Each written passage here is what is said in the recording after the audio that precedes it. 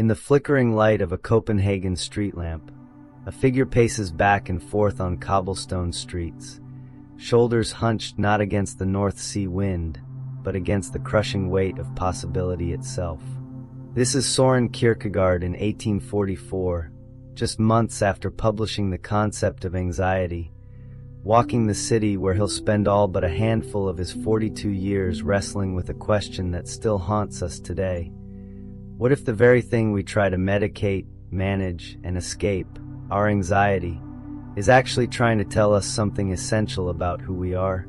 Picture yourself standing at the edge of a cliff, looking down into the abyss. You feel two distinct sensations: the rational fear of falling and something else entirely, a strange, magnetic pull toward the edge itself.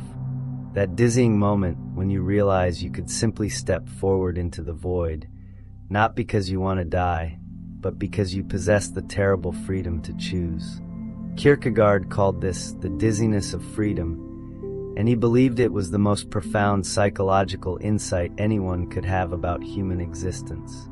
Born in 1813 to a melancholy merchant who had once cursed God on a desolate heath and never forgiven himself, Kierkegaard inherited both wealth and an almost unbearable sensitivity to the human condition. 5 of his 6 siblings died before their 21st birthdays. His mother passed when he was young, and by age 25, he found himself virtually alone with a massive inheritance and a mind that couldn't stop probing the darkest corners of existence. After breaking his engagement to the radiant Regine Olsen, a decision that would torment him for life, he channeled his isolation into a decade of ferocious writing that would reshape how we understand anxiety, despair, and faith. But here's where Kierkegaard becomes revolutionary. Instead of viewing anxiety as a disorder to be cured, he saw it as a message, perhaps the most important message we'll ever receive. Anxiety is altogether different from fear, he wrote through his pseudonym Vigilius Hoffniensis. Fear is directed towards something definite, whereas anxiety is freedom's actuality as the possibility of possibility. In other words, we're not anxious about specific threats, but about the overwhelming recognition that we are free, that we must choose, and that every choice eliminates infinite other possibilities. This isn't the anxiety of deadlines or social situations. This is what philosophers call existential anxiety, the vertigo that strikes when we realize we are thrown into existence without our consent, forced to create meaning in a universe that offers no predetermined script. Anxiety is a sympathetic antipathy and an antipathetic sympathy, Kierkegaard wrote, meaning we are simultaneously drawn to and repelled by our own freedom. We crave autonomy, yet shrink from responsibility. We desire unlimited possibility, yet freeze when faced with actual choices. If you've ever felt paralyzed by too many options, if you've ever experienced that peculiar dread that comes not from external danger, but from the sheer weight of being yourself, then you've touched what Kierkegaard considered the fundamental condition of human consciousness. Anxiety, he argued, is what separates us from animals, who live by instinct, and from angels, who exist in perfect harmony with divine will. Only humans occupy that precarious middle ground where we must constantly choose who to become. And here's the crucial insight. This anxiety isn't a bug in the system, it's a feature. It's your psyche's way of alerting you to the most fundamental fact of your existence. You are free, you are responsible, and you are constantly in the process of creating yourself. Before you reach for your phone to scroll away the discomfort, before you schedule another commitment to avoid the silence, before you numb the sensation with whatever your preferred anesthetic might be, consider that your anxiety might be trying to teach you something profound about the nature of authentic existence. If these ideas are resonating with you, if you're curious about what your own restlessness might be trying to communicate, then you'll want to stay with us for this journey. Hit subscribe and ring that notification bell, because we're about to explore how a 19th century Danish philosopher's insights can help you decode the messages your anxiety has been sending all along. Kierkegaard distinguished between 2 types of anxiety: subjective and objective. Subjective anxiety emerges from our personal awareness of freedom and responsibility. Those 3 a.m. moments when we lie awake wondering if we're living the right life, making the right choices, becoming the right person. But objective anxiety runs deeper, arising from what he called the historical accumulation of sin and guilt. The weight of existing in a world where countless generations have struggled with the same fundamental questions about meaning, morality, and mortality. This explains why anxiety often feels larger than our personal circumstances warrant. We're not just carrying our own existential burden, but participating in the ongoing human project of creating meaning in an apparently meaningless universe. Your anxiety about your career isn't just about your job. It's about the perennial human question of whether our work has ultimate significance. Your social anxiety isn't just about awkward conversations. It's about the deeper question of whether authentic connection is possible between beings who can never fully know each other's inner experience. But Kierkegaard went further. He argued that anxiety serves as a spiritual diagnostic tool, revealing where we stand in relation to the deepest questions of existence. Those who never experience existential anxiety, he suggested, are what he called spiritless, people who have successfully numbed themselves to the fundamental questions of human existence. They've chosen security over authenticity, comfort over growth, the familiar over the unknown. Consider the Adam and Eve story through Kierkegaard's lens. Adam experiences anxiety not because he knows what evil is, he has no concept of good and evil, but because he possesses the terrible freedom to disobey. The prohibition awakens in him an awareness of possibility itself. He could eat the fruit or not eat it. This realization of choice, of freedom, produces anxiety. And it's precisely this anxiety that precedes what Kierkegaard calls the leap, the moment when possibility becomes actuality, when we stop merely contemplating and start actually choosing. Whoever has learned to be anxious in the right way has learned the ultimate, Kierkegaard wrote. This isn't about enjoying anxiety or seeking it out for its own sake.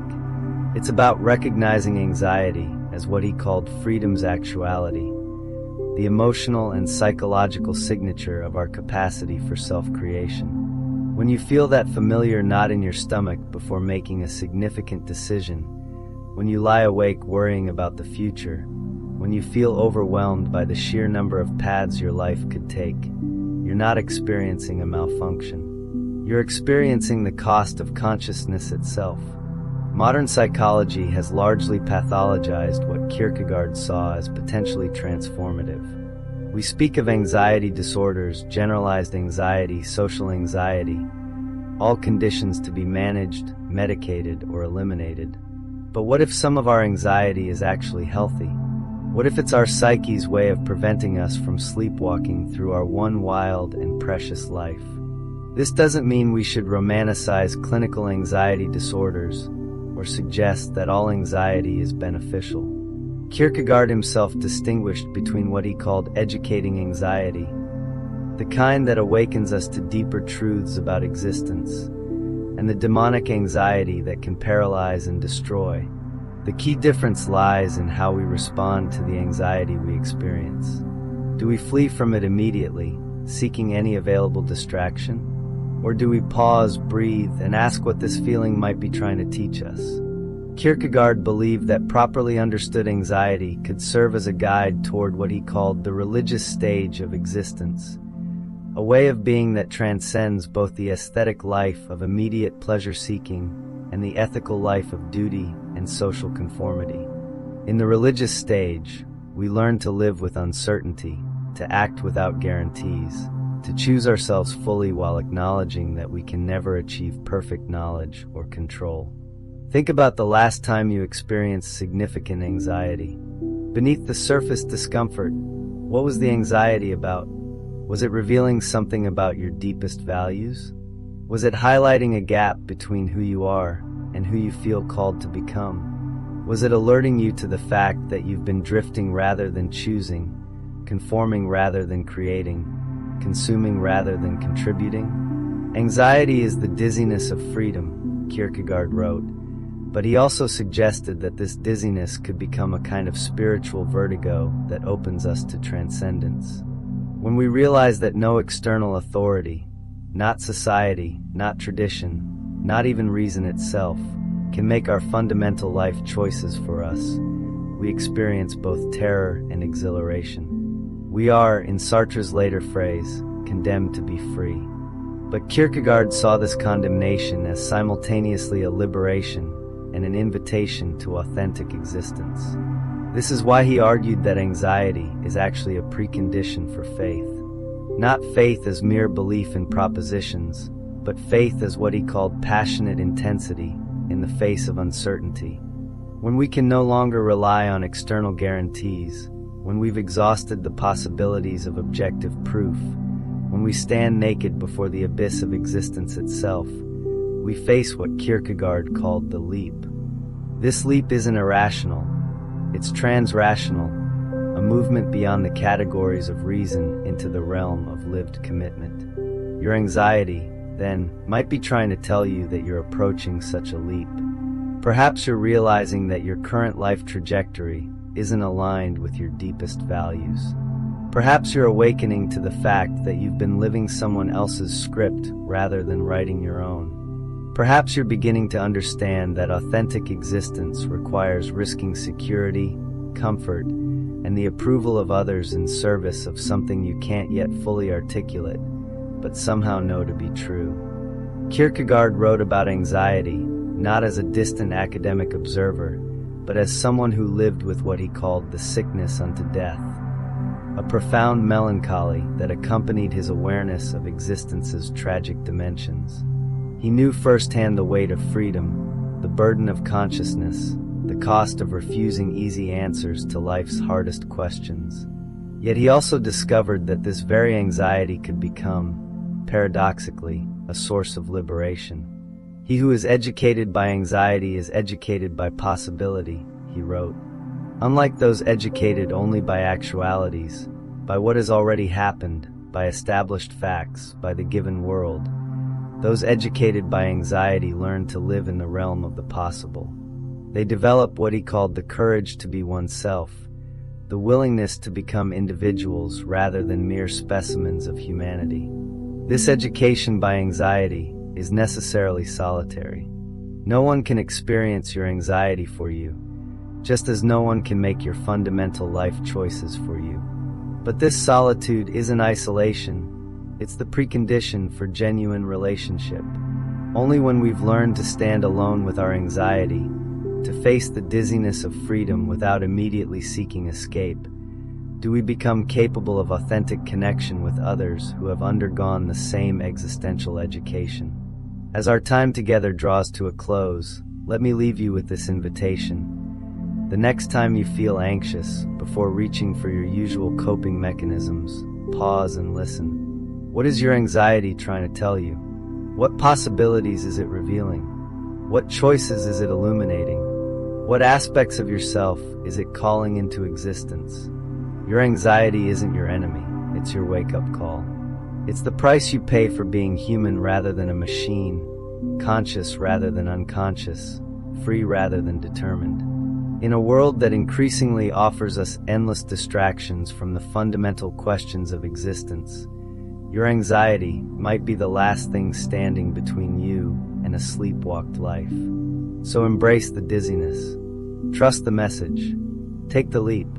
And if this exploration of anxiety's hidden wisdom has resonated with you, if you're ready to dive deeper into the questions that matter most, hit that subscribe button, ring the notification bell, and join us as we continue excavating the buried treasures of human wisdom.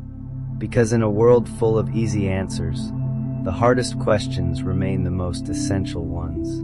Until next time, keep listening to what your anxiety is trying to tell you. It might just be the voice of your authentic self calling you home.